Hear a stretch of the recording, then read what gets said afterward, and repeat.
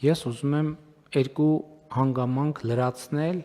այսինքն ոչ թե լրացնել, այլ զուգահեռ երկու բանի մասին խոսել։ Առաջինը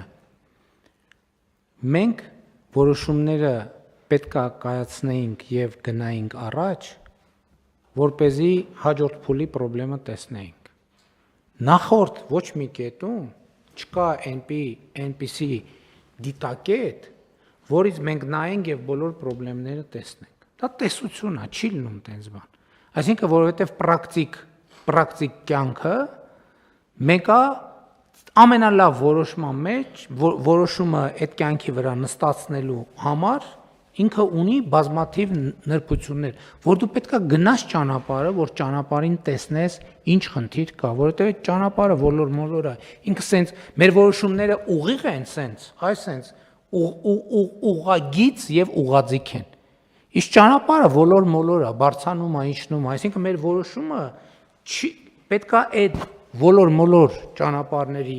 վրա կարողանանք կարգաբերենք։ Եվ երկրորդը, ինչքան էլ ինձ ստիպել էի, որ այսօր այս մասին կառավարության նիստում չխոսայի։ Ուրեմն կա մի առարկա, էական չի ինչ առարկա, որ ես իմ աշխատասենյակում ամեն օր օգտագործում եմ եւ այդ առարկան գտնվում էր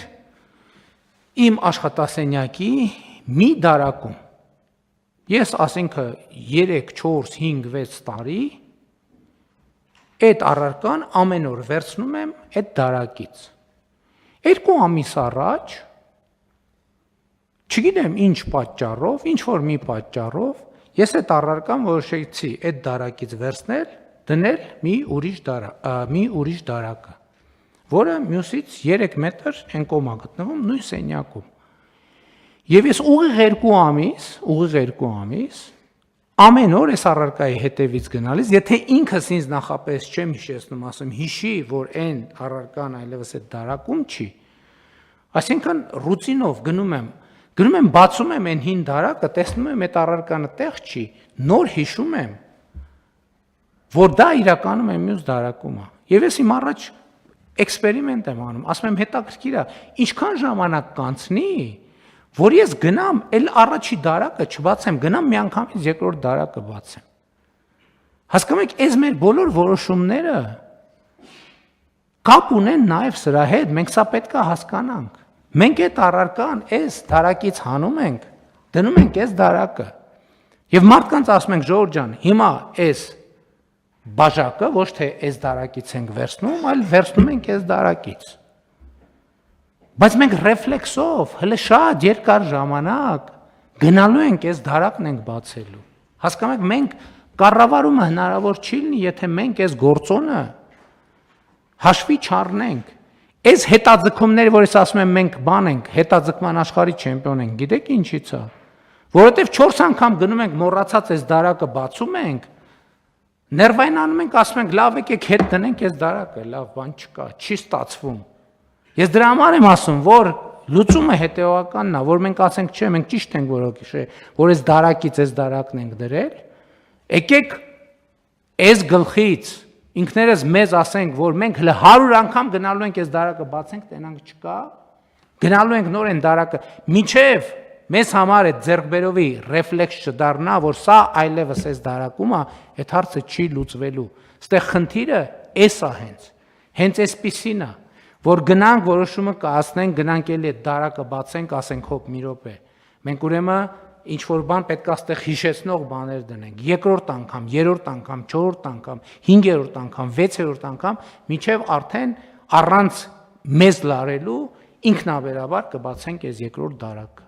Սա շատ կարևոր բան է մեր աշխատանքում, առանց այս հանգամանքը հաշվի առնելու մենք չենք կարող բան անել։ Դրա համար այս հանգամանքը պետք է անպայման հաշվի առնել։ Էլի ես կարծում եմ, այնտեղ որտեղ մենք համոզված ենք, իսկ շատ տեղեր այս դեպքում մենք համոզված ենք։